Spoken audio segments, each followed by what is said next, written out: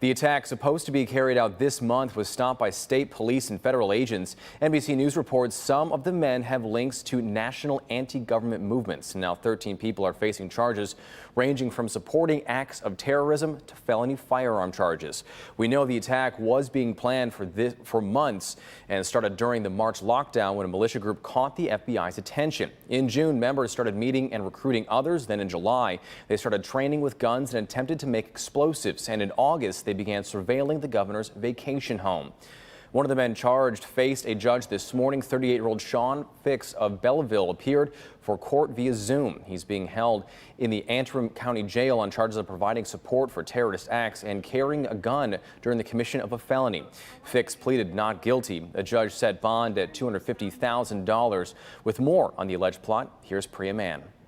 More than 200 state and federal agents had been monitoring this group for months, and it took a paid informant to dismantle a plot the feds say was being hatched to kidnap the governor and overthrow the government.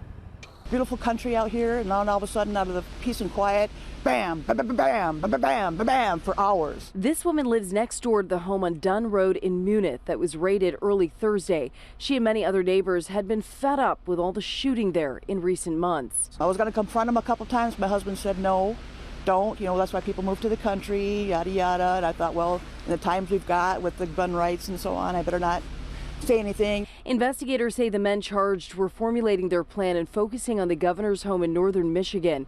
Here's security expert Ned Timmons. I think it's concerning that they went to the effort of identifying her vacation home and most likely surveilled it. Announced the following preliminary charges pursuant to the Michigan Anti-Terrorism Act against 7 individuals, all of whom are now in custody, linked to the militia group Wolverine Watchmen and associates of Wolverine Watchmen. Here's what we know about those who are being investigated. William Null, seen here in a mugshot and also seen here in video at the Capitol in Lansing. Michael Null and Eric Molitor are also charged. Adam Fox is 34 and from Grand Rapids. Investigators say Fox owned the business where meetings were held and the alleged plot to get Whitmer was discussed.